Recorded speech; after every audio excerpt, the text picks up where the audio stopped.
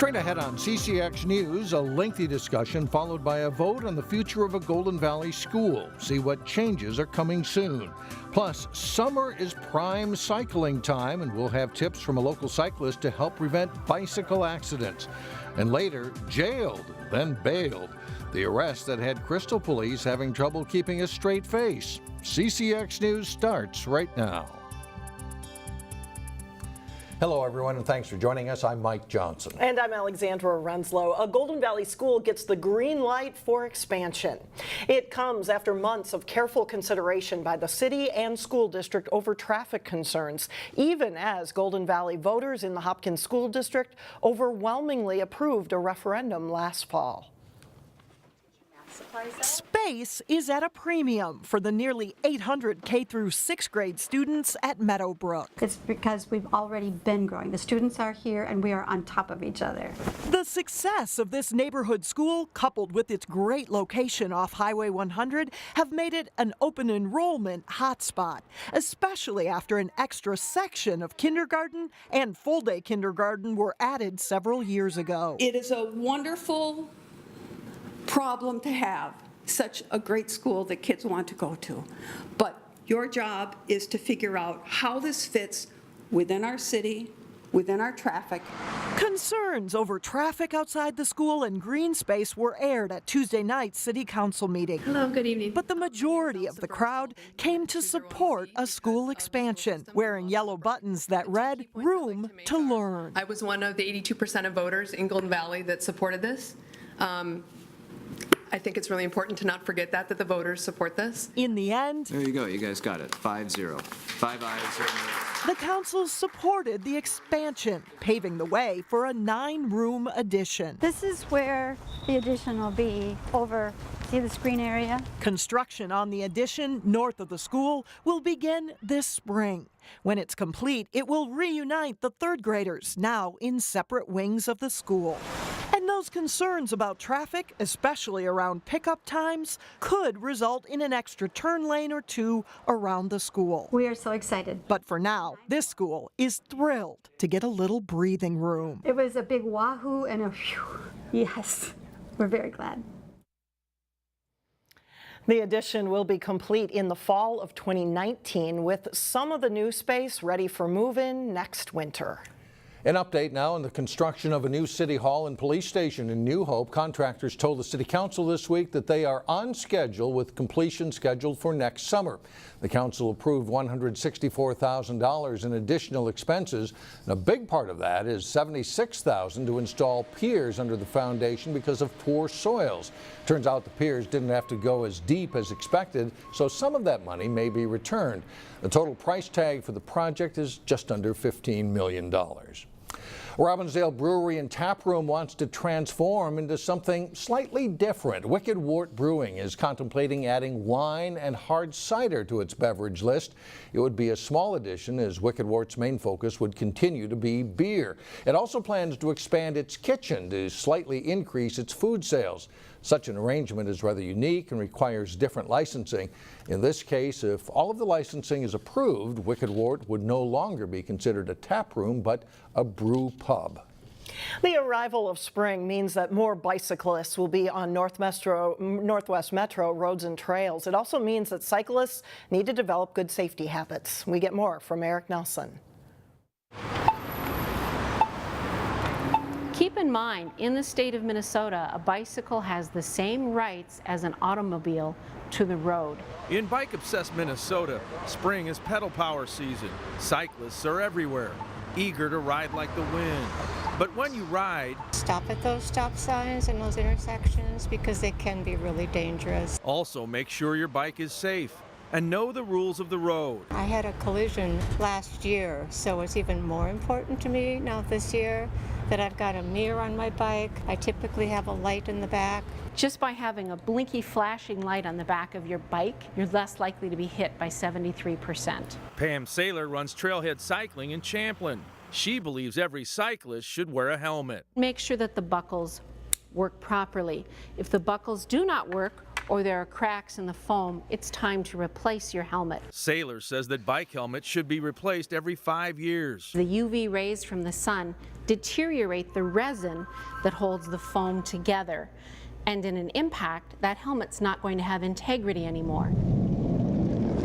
For SAYLER, bike safety is as simple as ABC. A is for air. Give the tires a squeeze. If they're soft, you need to add some air. B stands for brakes. If the brakes aren't functioning, you need to make sure that the brake cables are connected. And finally, C means check that chain. You've got to make sure that the chain is connected and rotating. Use a special bike lube every 100 miles to keep it greased.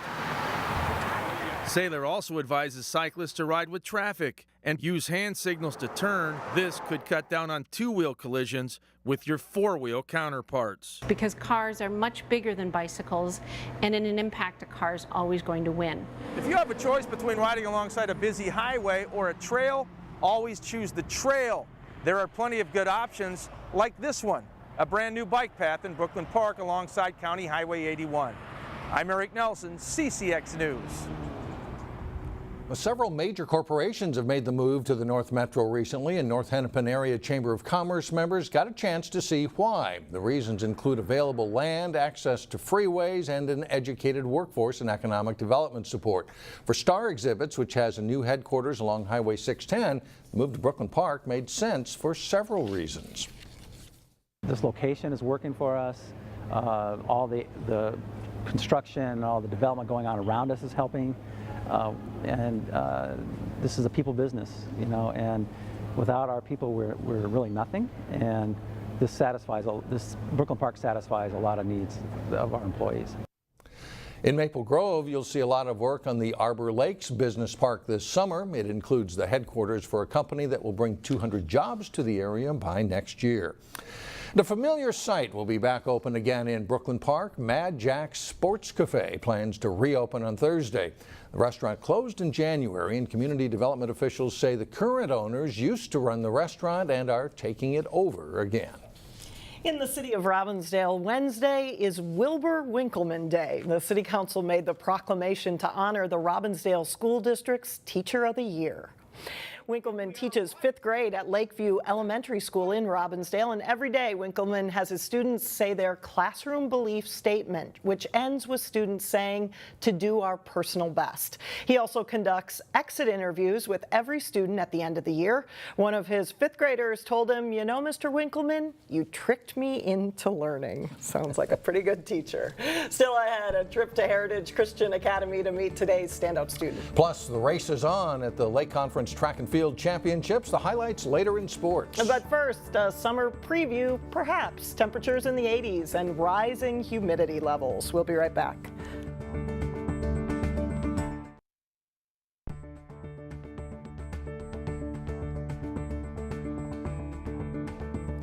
But today's standout student already knows what she wants to do for her career path. And she's well on her way. Neil Persley introduces us to today's standout student. There's 1 week of school left at Heritage Christian Academy, and that means 1 week of finals and wrapping up her junior year for Emily Tostenson. I asked her why she thought the faculty recommended her as a standout student. I'm very involved in sports and academics, and I have gotten highest honor roll the whole years that I've been here at Heritage, and I play 3 sports right now. And I also do volunteering, and I have a job as a caregiver. In addition to participating in basketball, golf, and soccer, Emily has taken many advanced classes that have allowed her to achieve a 4.034 grade point average. It's no surprise that her favorite subjects are the sciences, specifically biology, because she's interested in becoming a surgeon. I've taken regular biology, and next year I plan to take bioethics and anatomy and physiology, which will be really interesting. I'll learn about different controversial issues in bioethics. Heritage science teacher Jackie Zaki has taught Emily different science courses since 7th grade. She's watched Emily mature and seen her interest in science grow and has complete confidence in her career path. I think she'll do great. She has a great science mind. She's very determined.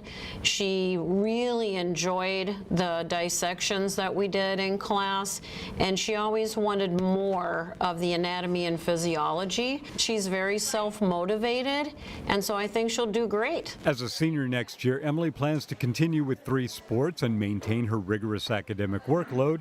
She'll no doubt continue to be a standout student. From Heritage Christian Academy in Maple Grove, Neil Persley, CCX News. Emily says she has a few colleges in mind, but doesn't have one picked out right now. She's looking forward to summer and then, of course, enjoying her senior year. Still ahead, some questionable arrests in Crystal and the citizens who didn't seem to mind getting jailed. But first, a remarkable rally for the Park Center baseball team. John Jacobson has the details next in sports.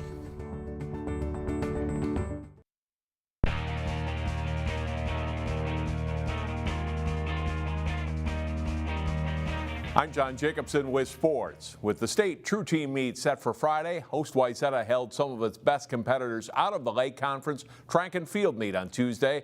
There were still some great performances, though. A warm, sunny day for the conference meet.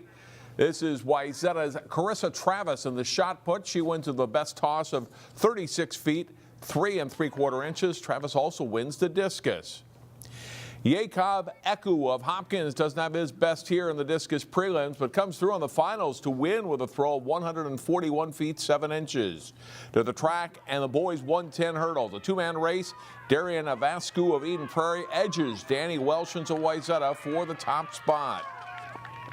To the girls 4x200 relay, and Hopkins with anchor Elena Contreras rolls to the win in a time of 1:44.4. They also win the 4x100 race. The Royals 4x200 sets a new conference and track record and comes close to a state record. Anchor Joe Fonbola blazes home, their time 1 minute 26.94 seconds. To the boys high jump, and Nick Hedlund of WAYZATA, he clears 6 foot 6 inches here. He places second. King Allah of Hopkins also clears 6'6", and he takes first with fewer misses than Hedlund.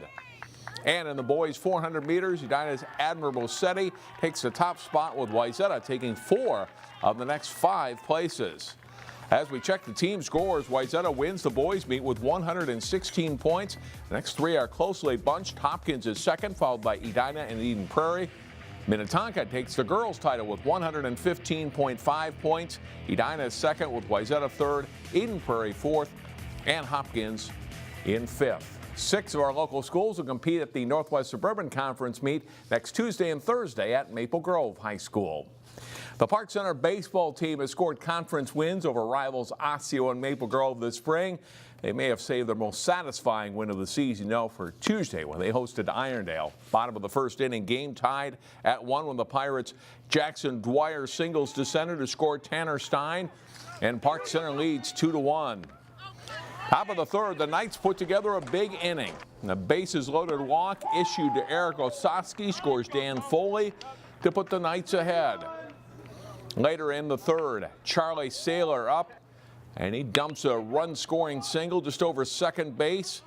Colin Ward scores. The hit caps a 7-run in Irondale inning, and they lead at 9-2.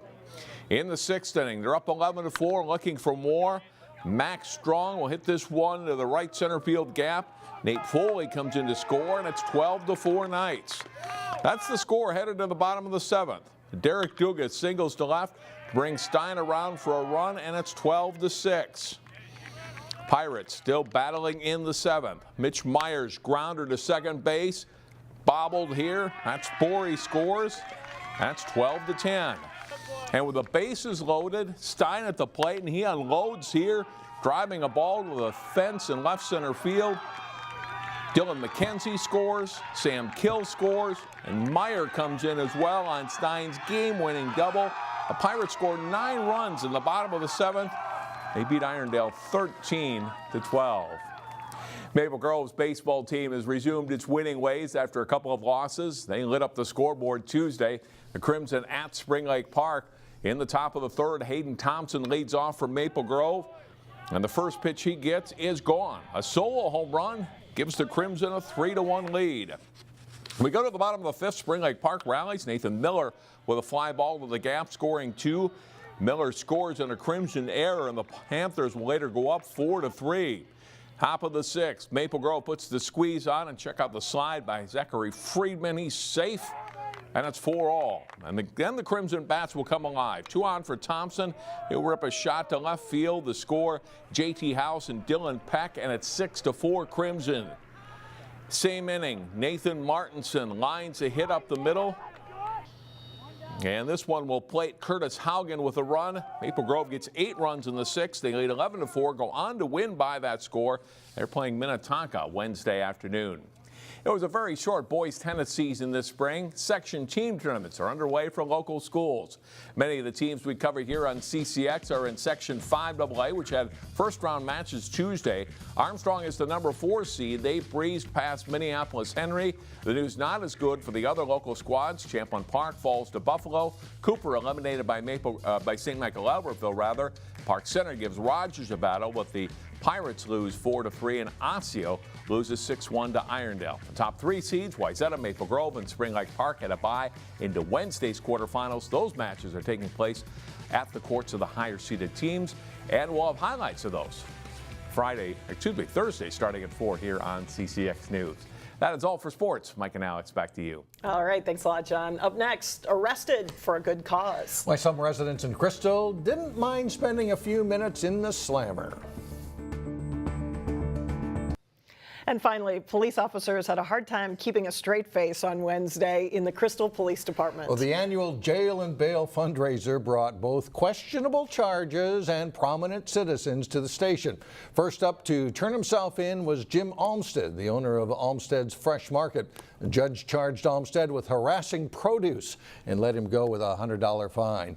This fundraiser is a fun way for the Crystal Crime Prevention Association to earn money for items that the police department needs but are not covered in the budget. The whole reason that the board was founded was to do more for the police department and help with those extra things toward the canines, uniforms, other community events. The Jail and Bail fundraiser hoped to raise around $1,000. Our other big fundraiser is the Run for Rocco, which is usually held in the fall. And there goes Jim.